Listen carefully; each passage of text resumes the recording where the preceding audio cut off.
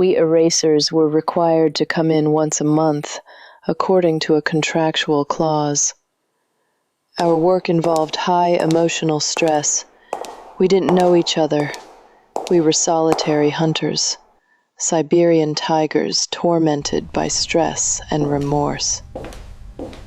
I invariably walked down a corridor that led to a lonely waiting room, furnished with a small glass-fronted table and blue leather armchairs.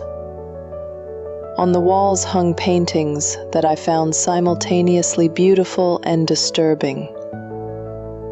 One of them looked like a version of Caravaggio's Narcissus.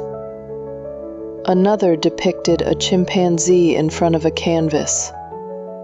In one hand, it held a paintbrush, while in the other, it held its erect penis. It wasn't until the second or third visit that I noticed the moths. Blending in with the rest of the painting, it was difficult to distinguish them. There were the acherontias, motionless, perched on a reed growing on the lake shore. On the frame of the painting, the chimpanzee was painting, like imperceptible signs of ill omen. There were no fashion magazines or psychiatry textbooks, only faint background music, playing compositions like those that ring on the telephone while you wait impatiently for someone to answer and end the wait.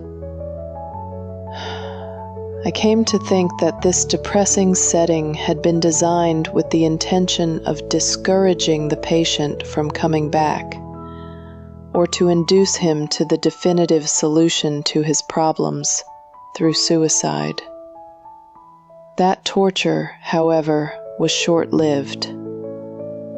After a few minutes, the white door leading to the waiting room opened, and the solemn figure of Hades appeared in the doorway to indicate with a gesture that entry to the office was permitted. Please have a seat.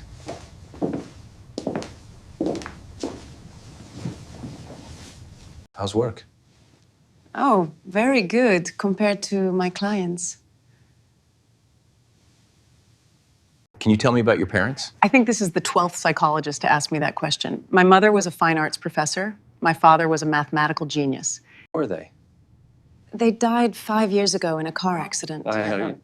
I'm sorry. Thank you very much. Were you happy? As happy as a genetic mistake can be.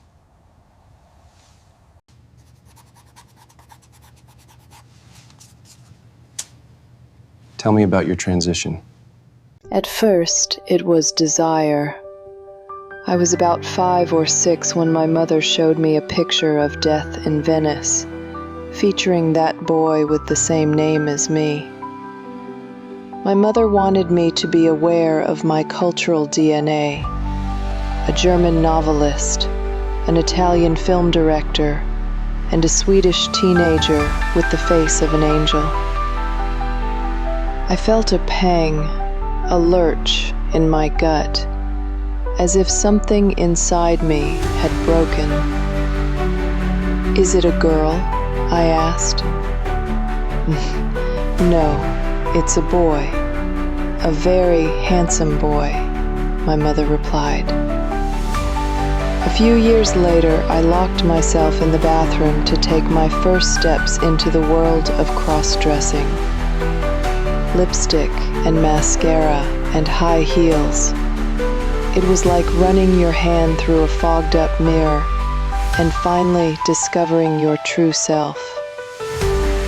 I consoled myself with the thought that Clark Kent did the same thing, that in phone booths he would leave behind his false office self to transform into the real Superman.